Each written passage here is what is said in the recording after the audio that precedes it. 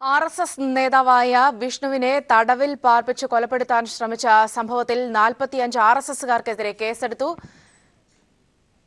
വിവരങ്ങളുമായി ജീവൻ ചേരുന്നുണ്ട്. ജീവൻ, വിശദാംശങ്ങൾ. ജീവൻ, വിവരങ്ങളിലേക്ക്. ആർഎസ്എസ് പ്രവർത്തകനായ വിഷ്ണുവിനെ തടങ്കലിൽ പാർപ്പിച്ച് മർദ്ദിക്കുകയും ആത്മഹത്യാക്കുറിപ്പ് എഴുതി വാങ്ങുകയും ചെയ്ത സംഭവത്തിലാണ് 45 ആർഎസ്എസ് പ്രവർത്തകർക്കും നേതാക്കൾക്കുമെതിരെ കേസെടുത്തിരിക്കുന്നത്. തിരുവനന്തപുരം ഫോർട്ട് പോലീസാണ് കേസെടുത്തത്.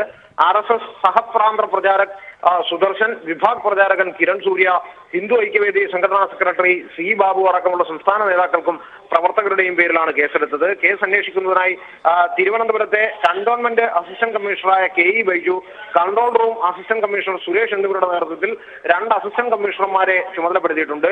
അതോടൊപ്പം CA-മാരും SI-മാരും ഉൾപ്പെട്ട ഒരു പ്രത്യേക അന്വേഷണ സംഘം രൂപീകരിക്കാനും സംസ്ഥാന പോലീസ് മേധാവി ലോക്നാഥ് ബെഹ്റ നിർദ്ദേശം നൽകിയിട്ടുണ്ട്. പയ്യന്നൂർ ധൻരാജ് വധക്കേസിൽ പ്രതിയായ പ്രചാരകനെ ആറ്റിങ്ങലിൽ നിന്ന് പിടിച്ചതിന് പിന്നിൽ വിഷ്ണു ആണെന്നായിരുന്നു പറഞ്ഞായിരുന്നു മർദ്ദനം.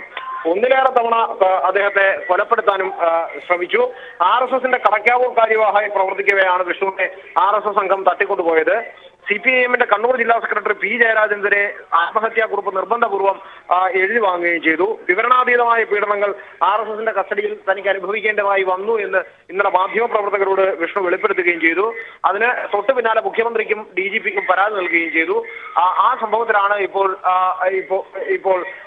45 RSSന്റെ വളരെ പ്രധാനപ്പെട്ട നേതാക്കന്മാർ, അവർ സംസ്ഥാന നേതാക്കന്മാർ തന്നെയാണ്, അവരുടെ അടക്കം പേരിലാണ് ഇപ്പോൾ കേസ് എടുത്തിരിക്കുന്നത്. സൗമ്യ.